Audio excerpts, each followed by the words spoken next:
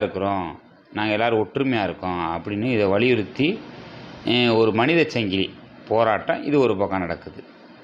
ஒரு பக்கம் மாநாடு, ஆன்மீக மாநாடு வேலைகள், ஒரு பக்கம் மதங்கள் இடையே எந்தவித சண்டை சச்சரவு இருக்கக்கூடாது, ஒற்றுமையாக இருக்கணும் அப்படின்னு சொல்லி ஒரு பக்கம் மனித சங்கிலி போராட்டம். இது ஒரு பக்கம். நம்ம ஒரு பொதுமக்களாக நம்முடைய கருத்து என்ன அப்படின்னு கேட்டிங்கன்னா, இன்றைக்கு இருக்கிற சூழ்நிலை எப்படி போய்கிட்டு இருக்கு? அப்போ இங்கிட்டு ஒரு பக்கம் இவங்க கடவுள் இருக்குன்னு சொல்லி, ஒரு பக்கம் பல மதங்கள் இருக்குது, எல்லோரும் ஒன்றா இருக்கணும்னு சொல்லி ஒரு பக்கம் ஒரு கூட்டம், ஒரு பக்கம் கடவுளே இல்லைன்னு ஒரு கூட்டம். மக்கள் அன்றாடம் வாழ்க்கையை இன்றைக்கி நகட்டுறதுக்கே பெரும்பாடாக இருக்குது. இது ஒரு பக்கம் ஓடிக்கிட்டு இருந்தாலும், இன்றைக்கு தமிழ்நாட்டுடைய அரசியல் எப்படி போய்கிட்டு இருக்கு? நம்ம இந்தியாவுடைய கடன் சுமை ஒரு பக்கம் கூடிக்கிட்டே போகுது.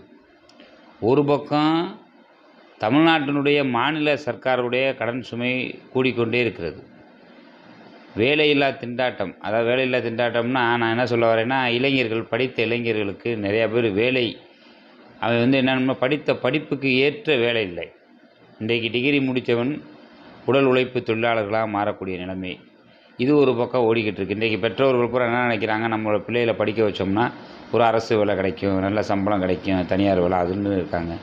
ஒரு பக்கம் படித்த இளைஞர்களுக்கு வேலை வாய்ப்பு இல்லை. கிட்டத்தட்ட லட்சக்கணக்கான பேர் படித்த படிப்புக்கு ஏற்ற வேலை இல்லை. அது ஒரு பக்கம்.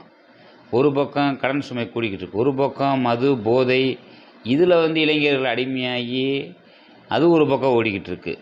எங்கிட்டு பார்த்தாலும் டாஸ்மாக் கடையை திறந்து வச்சு குடிக்க அடிமையாகி இது ஒரு பக்கம் ஓடிக்கிட்டு இருக்குது. காலையில் 5 மணிக்கெல்லாம் சாராய கடையை திறந்துக்கிட்டு குடிச்சிக்கிட்டு